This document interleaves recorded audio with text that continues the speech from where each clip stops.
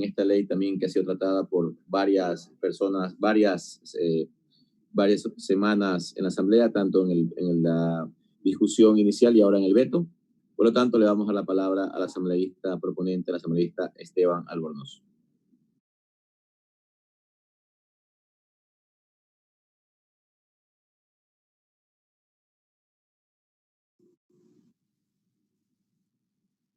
Gracias, señor presidente. Muy buenas noches a los colegas legisladores. Concluyendo un proceso importante en este momento crítico que vive el país, para dar trámite a la objeción parcial al proyecto de ley orgánica de apoyo humanitario para combatir la crisis sanitaria derivada del COVID-19. Me voy a permitir hacer una presentación. Si me permite, secretaría, por favor, y me autoriza realizar la presentación respectiva.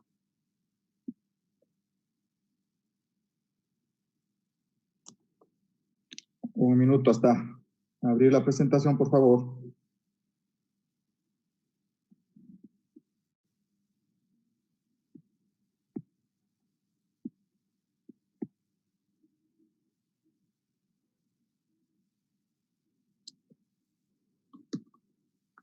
Muchas gracias. La presentación voy a dividirla en dos partes. Inicio, pues, haciendo un breve resumen del informe no vinculante parcial al proyecto de ley orgánica de apoyo humanitario para combatir la crisis derivada del COVID, con algunos rápidos antecedentes. Como ustedes conocen, el 16 de abril del 2020, el presidente de la República remitió el proyecto de ley a la Asamblea Nacional con la calidad de urgente en materia económica. El 15 de mayo, el Pleno de la Asamblea Nacional aprobó en segundo debate el proyecto de ley. Inmediatamente se remitió al Ejecutivo. El 9 de junio, el presidente de la República envía a la Asamblea Nacional su objeción parcial con 32 observaciones. El 15 de junio, la Comisión Especializada Permanente de Desarrollo Económico y Productivo y la Microempresa, luego de 2 sesiones, aprueba el informe no vinculante sobre la objeción parcial al proyecto de ley orgánica de apoyo humanitario. ¿Cuáles son las recomendaciones del informe no vinculante?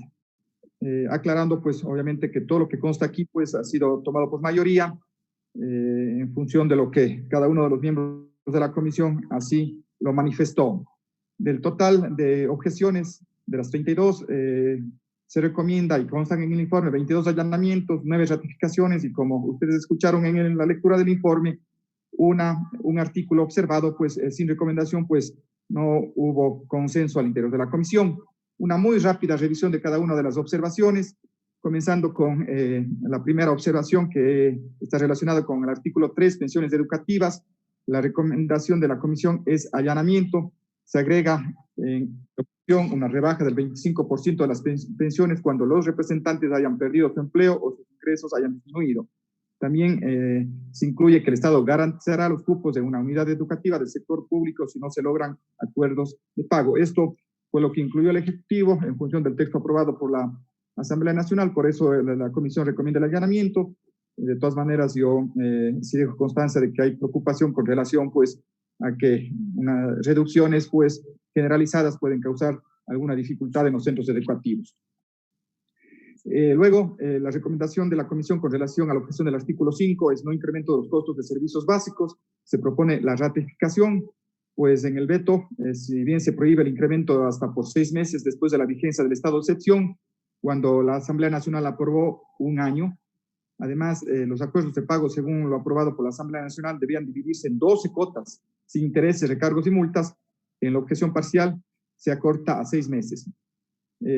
Además, se deja de mencionar los servicios de Internet y se habla de servicios públicos. Es por eso que se propone la ratificación. De todas maneras, también aquí hay que precisar que hay que tener en cuenta que no se complique la liquidez, sobre todo en las empresas públicas que manejan agua potable a través de los GATS. Es un tema importante, pero la comisión recomendó ratificación en su mayoría. Con relación al artículo 9, facilidades de pago a la seguridad social, se propone allanamiento, pues la objeción amplía el espectro al incluir tanto a los empleadores que tuvieron que suspender completamente sus actividades como a aquellos que, sin suspender su labor, no generaron ingresos suficientes para cubrir totalmente sus obligaciones con la seguridad social. Pero de todas maneras, debo comentarles que aquí hay también una alerta adicional en el sentido de que en la objeción parcial se incluyó un párrafo que busca nuevas modalidades en el tema de los afiliados voluntarios. Esa es una alerta que debo dejar planteado aquí en el Pleno de la Asamblea Nacional. Con relación al artículo 10, que tiene relación con créditos productivos para la reactivación económica y protección del empleo en el sector privado, pues se propone allanamiento. Los textos agregados en la objeción abonan en el esfuerzo de la Asamblea Nacional para acceso a crédito y mejora el sentido de la intervención de la banca pública en el apoyo al sector productivo. Recordemos que este artículo fue incluido por la Asamblea Nacional gracias al aporte de varios asambleístas.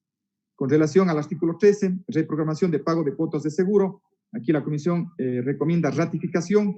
En la objeción se cambia su alcance de la reprogramación de seguros de vida y seguros generales a tratar sobre solo seguros de salud y o medicina prepaga, aspecto sobre el que ya trata el artículo 7 del proyecto aprobado. Es decir, el texto aprobado por la Asamblea Nacional implica mejores beneficios para los aseguradores y contempla no solo a los seguros médicos, también a los seguros generales. ¿Sí? Esto es importante entender. El artículo 7 habla sobre los seguros de vida, seguros de salud y medicina prepaga. Este artículo habla y se enfoca en los seguros generales. Por eso la recomendación es la ratificación. Con relación al artículo 15, fijación de precios del consumo popular, se propone igual ratificación. El cambio propuesto en la objeción afecta al sentido de la reforma que busca evitar la especulación mediante la fijación oficial de precios, sobre todo políticas de precios. Bajo las condiciones de emergencia económica y sanitaria es importante establecer desde el Estado no solo una adecuada política de control, sino una adecuada política también de fijación de precios. Esto no implica exactamente poner valores a los productos, sí se puede poner franjas, porcentajes, y eso es importante. Por eso se recomienda la ratificación. Con relación al artículo 16 de los acuerdos de preservación de fuentes de trabajo, se plantea allanamiento, pues la objeción incorpora consideraciones para que no se afecte el salario básico unificado o su proporcionalidad en caso de jornadas reducidas. Es decir, nadie podría ganar por debajo del salario básico unificado o de las escalas sectoriales. Asimismo, en el inciso final establece consecuencias sobre el despido de los trabajadores que han firmado el acuerdo. Por eso se considera allanamiento. Con relación al artículo 17 de la sanción al incumplimiento del acuerdo entre las partes, este es un tema también importante. El texto enviado por el Ejecutivo mejora, se propone allanamiento, especifica la sanción para aquellos casos que un juez determine que el empleador invocó de manera injustificada la causal de fuerza mayor a causa fortuito para terminar una relación laboral. Hay una sanción de 1.5 veces lo que deberían cancelar. Con relación al artículo 19, como ustedes conocen, no hubo consenso, están relacionadas con condiciones mínimas para la validez de los acuerdos. Para hacer un breve síntesis de lo que se incorpora en la objeción, pues se añaden dos numerales. El primero, los acuerdos deberán constar por escrito, no tenemos qué problema. El segundo, en caso de duda, se aplicará el numeral 3 del artículo 326 de la Constitución. Tampoco creo que por eso hay alguna complicación. El número 2, reformado, se hace referente a los sustentos de la necesidad de suscribir convenios. El numeral 3, reformado, que propone el Ejecutivo, se añaden que los dividendos serán reinvertidos con el correspondiente aumento del capital. Y el numeral 5, reformado, se incluye al final como evento de fuerza mayor. Este último tema genera preocupación en algunos casos. Si seguimos, pues en el artículo 19, contrato especial emergente, se propone allanamiento, pues la objeción concuerda con la necesidad de implementar temporalmente la contratación por tiempo para superar la crisis provocada por la pandemia, pero considera limitar esta modalidad al periodo máximo de un año. Como igual recomienda la Organización Internacional del Trabajo, que aquellos contratos que no tengan estabilidad, pues se reduzcan a un año.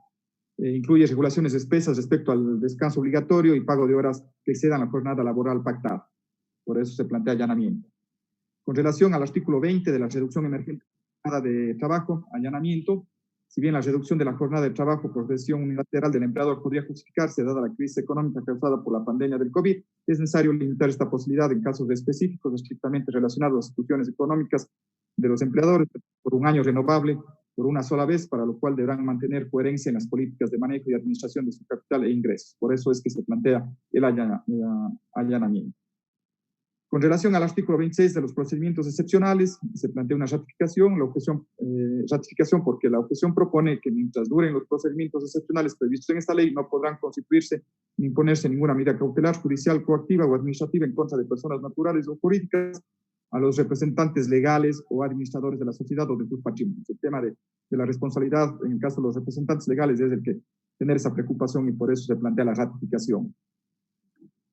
Con relación a los artículos 27, 28 y 29, pues la Comisión plantea el tema de la ratificación, se tratan del acuerdo preconcursal.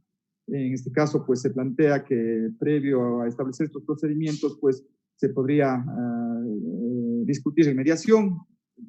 En este caso, pues se plantea ratificación. De todas maneras, aquí hay un análisis que han hecho algunos asambleístas, pues, y también dejo, pues, dicho, pues, que existe alguna diferencia en algunos casos, pues, pero el debate, pues, definirá cuál será el futuro de estos artículos. En el artículo 28 del procedimiento de ratificación, pues, la objeción incrementa el porcentaje mínimo requerido para la suscripción de acuerdos precontractuales, pasando del 51% al 60%. Se plantea que el 51% es el valor adecuado. Y en el 29, lo agregado por el Ejecutivo consta de normas expresas sobre la materia que redundan en lo aprobado. Por eso se plantea ratificación. Con relación al artículo 30, procedimiento excepcional del concurso preventivo, se plantea la ratificación. La objeción argumenta que para no saturar el sistema de justicia es necesario incluir como requisito la presentación del acta de imposibilidad de acuerdo de deudor y acreedor que demuestre que se agotó la vía extrajudicial. Tiene que ver con el tema de mediación. En este caso también se reduce en el texto enviado por el Ejecutivo el plazo de 180 días a 120 para la suspensión de todo proceso y prohibición del inicio de cualquier acción del deudor. Por eso se plantea ratificación en el artículo 30 en función de lo que estableció la Comisión.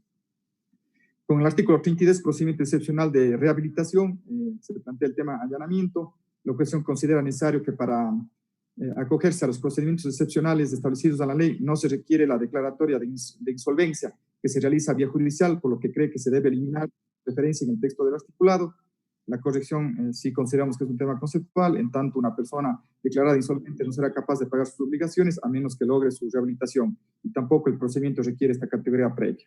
Sí, es eliminar la palabra insolvente, por eso se considera allanamiento. Con relación al artículo 34, que es de la prelación de créditos de allanamiento, se considera necesario incluir en el orden de prelación de los créditos privilegiados de primera clase a los créditos que hubieran estado garantizados con prenda o hipoteca por la naturaleza de la misma. La preferencia que se prevé para los créditos de primera clase es general, es parte de la normativa civil y comercial existente. Simplemente es poner dentro de los créditos generales a los créditos garantizados con prenda. Con relación a la disposición reformatoria primera del teletrabajo, que tiene idéntica relación con la disposición reformatoria tercera del teletrabajo, luego una reforma en el Código de Trabajo y la otra reforma en la Ley Orgánica del Servicio Público, se considera allanamiento, pues, porque se incorporan algunas precisiones al articulado. Con relación a la objeción de la disposición reformatoria cuarta, se considera allanamiento. La objeción mejora el alcance y la redacción de la disposición. Luego tenemos la objeción a la disposición interpretativa única.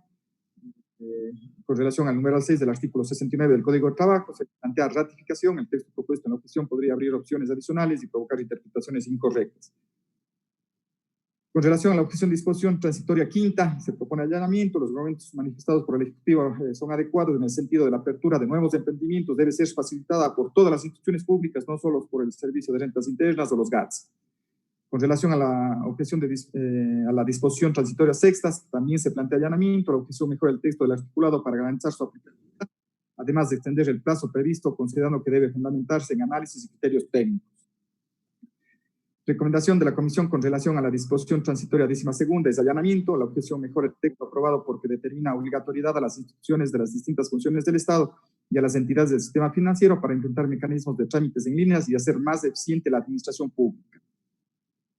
Con relación a la disposición transitoria 13ª, igual allanamiento. El texto propuesto mejora la redacción original para incentivar y reactivar el turismo al permitir mayores beneficios en las deducciones tributarias por gasto en turismo interno. Este es un texto, un artículo incorporado por la Asamblea Nacional en función de iniciativas de algunos legisladores. Con relación a la objeción a la disposición transitoria 14ª, también se propone allanamiento. Se incluye a proyectos de desarrollo rural dentro del incremento del techo de endeudamiento a los GATS, tanto municipales como provinciales, para la ejecución de proyectos, además de los de agua potable, alcantarillado y manejo integral de los desechos sólidos. También fue un artículo incluido por la Asamblea Nacional con el fin de reactivar localmente la economía.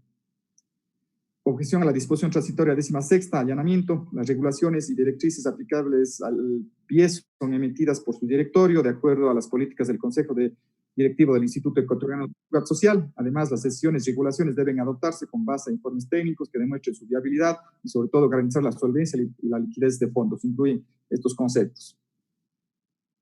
Con relación a la disposición transitoria 19ª, allanamiento, la Comisión coincide con la objeción al considerar que aquellos procedimientos de determinación unilateral de las entidades públicas hubieran iniciado antes de que entre en vigencia esta ley deben continuar su tratamiento hasta su fin, puesto que los hechos que los motivaron no tuvieron origen ni se produjeron por la crisis sanitaria causada por el COVID.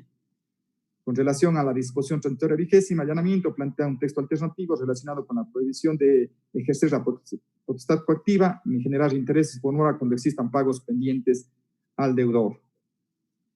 Con relación a, me parece, a las dos últimas observaciones, la disposición transitoria 22ª, allanamiento, para garantizar la sostenibilidad del ecosistema del archipiélago de Galápagos y no poner en ningún riesgo, bajo ninguna circunstancia, se considera necesario la participación primero de las entidades de la función ejecutiva rectoras de los sectores de ambiente y turismo en el proceso de los trámites y de los estudios, sobre todo, porque se plantea que se hagan estudios de autorización de vuelos internacionales para la tranquilidad de todos los ciudadanos. Con relación a la objeción de disposición transitoria 23ª, se plantea allanamiento. La objeción amplía el beneficio sobre la suspensión de los procesos de coactiva de 90 a 180 días adicionales a lo que se dure la emergencia sanitaria. Este es un texto que incluyó la Asamblea Nacional, pero se plantea de que habrá suspensión por 180 días. Esto con relación, estimados legisladores, a lo que la Comisión decidió entregar al Pleno de la Asamblea Nacional como un informe no vinculante para que sirva al debate. A continuación, no puedo seguir mi intervención, que en este momento ya la hago desde este momento a título personal, sin compartir con ustedes el luto y la tristeza, y resaltando el espíritu solidario del pueblo ecuatoriano. Mi más profundo pésame a todos nuestros hermanos ecuatorianos que han perdido familiares y amigos en esta batalla por la vida. Hace 4 meses llegó el COVID, un enemigo extraño e implacable, que nos sorprendió desprevenidos y sin respuestas. Aún sigue con nosotros y lo hará por algún tiempo más. Como dije anteriormente, hay miles de muertos. El confinamiento ha provocado que miles de trabajadores informales estén sin ingresos y no puedan alimentar a sus familias. La crisis ha llevado a que miles de trabajadores sean despedidos, pues continúan los cierres de talleres y fábricas que han perdido la batalla. Y lo peor es que no tenemos cifras precisas ni completas. El peligro persiste. Tenemos la amenaza de rebrotes en varias ciudades del país. Regresar a la nueva normalidad es un desafío complejo y difícil. Debemos dar pasos cautos. Frente a esta emergencia, nos estimula la actitud de muchos ciudadanos. Por eso es imperativo, en todo momento, mantener la unidad fundamental de los ecuatorianos. Esta se hace indispensable en momentos difíciles como los que estamos viviendo. Todos debemos cumplir nuestro rol, el Ejecutivo y los demás niveles de gobierno, actuando con eficacia, eficiencia y transparencia. La Asamblea Nacional generando las leyes para superar la emergencia sanitaria, económica y social, y por supuesto, el control político que se evidencia fundamental. Los medios de comunicación informando la verdad, los políticos actuando con honestidad y responsabilidad. Hoy tenemos finalmente la oportunidad para dar respuesta, al menos a varios clamores de la gente, a las súplicas de nuestros mandantes, tramitando la objeción parcial a esta ley, para aliviar la presión que actualmente tienen nuestros conciudadanos, salvar y cuidar los empleos y reactivar la producción. Solo así estaremos evitando la conmoción social que podría generarse y de la que ya hemos visto algunas señales. La ley humanitaria es necesaria y de ayuda a los ciudadanos, sobre todo a los más necesitados. No podemos negar esta verdad. No será la ley que algunos aspiraban, pero tiene elementos fundamentales que con ansias están esperando nuestros hermanos ecuatorianos. También sabemos que no es una ley que va a solucionar los graves problemas económicos que tiene el país. Nunca tuvo esa intención. Pero repito, alivia a los ciudadanos para que puedan diferir y reprogramar sus pagos, que no se les cobre intereses, recargos y multas por falta de pago, que no se les suspenda a los servicios públicos. legisla sobre las pensiones educativas y matrículas en los colegios, escuelas y también en las universidades. En temas de inquilinato, incorpora los acuerdos de pago y la suspensión del desahucio. Recordemos, colegas legisladores, que antes de que el Ejecutivo envíe este proyecto de ley urgente a la Asamblea Nacional, en varias comisiones, especialmente en la de Desarrollo Económico y Productivo, ya se tramitaban varias leyes de iniciativa legislativa que justamente buscaba aliviar a los ciudadanos. Y eso es lo que está haciendo esta ley. Y gracias a este gran trabajo de muchos asambleístas pudimos incluir en la ley que hoy estamos procesando su veto temas que no estaban contemplados en el texto original que envió el Ejecutivo, al tiempo que también mejoramos sustancialmente el alcance de otros artículos. Destaco entre los más importantes los siguientes: rebajas en el costo del servicio eléctrico, extensión de cobertura del Instituto Ecuatoriano de Seguridad Social, prohibición de terminación de pólizas de salud y generales, ni suspensión de su cobertura por mora, facilidades en el pago a la seguridad social, créditos productivos, tasas de interés preferentes para la reactivación, reprogramación de pago de créditos y tarjetas de crédito en instituciones financieras y no financieras, suspensión de la matriculación y revisión vehicular, un tema que está en varias ciudades pues en discusión, con la ley se soluciona, control de precios de los productos de la canasta familiar, se eliminaron todas las contribuciones que constaban en el proyecto, así también se eliminó la reducción del 10% de los sueldos a los empleados del sector público. Como ustedes saben, consta en el proyecto final medidas para apoyar la sostenibilidad del empleo, siempre pensando en cuidar los derechos de los trabajadores. Así consta la disposición relacionada con el artículo 169 del Código de Trabajo. Se ha incluido la priorización de contratación a trabajadores locales, así como a bienes y servicios locales, estabilidad a los trabajadores de salud, nombramiento para los docentes que ya ganaron los concursos de Quiero Ser Maestro. De igual manera, se reconoce a los posgradistas que están arriesgando la vida en los hospitales, que se les dé el nombramiento. Se incluyen procedimientos especiales para que acreedores y deudores puedan llegar a acuerdos mutuamente beneficiosos. Se ha considerado a uno de los sectores más impactados por esta crisis, al turismo. Además de eliminar el impuesto a los activos fijos de las operadoras, se incluyó que el tributo, que el turismo interno sea considerado como un gasto personal deducible en el impuesto a la renta. Se abren las puertas y se regula el teletrabajo y se fomenta que los trámites se puedan hacer de manera virtual. Hay la eliminación de varios requisitos para los migrantes que se encuentran en el exterior, la suspensión de coactivas por 180 días. Todos ustedes saben que sin una ley no se puede dejar de cobrar intereses, multas o recargos en los servicios públicos, en los créditos, en el pago de pólizas de seguro, en la matriculación vehicular y un largo etcétera. Sin una ley no se pueden suspender coactivas o suspender el desahucio en materia de inquilinato, como ejemplos nada más. Esta es la base legal indispensable y fundamental para implementar estas medidas de alivio para los ciudadanos. Sin esta base legal estaríamos en un caos mayor. También debo comentarles que tengo algunas diferencias sobre varios artículos, pero democráticamente en el informe no vinculante consta lo que decidió la mayoría. Igual voy a proceder en las mociones que correspondan cuando toque votar. Agradezco nuevamente a todos los miembros de la Comisión de Desarrollo Económico Productivo de la microempresa y en general a todos ustedes, colegas legisladores, que apostaron para tener una ley. Colegas legisladores, frente a la muy delicada situación que vive nuestro Ecuador, debemos hacer lo correcto. Es momento de hacer la pausa, es momento de reflexionar, ¿por qué no?, de cuestionarnos.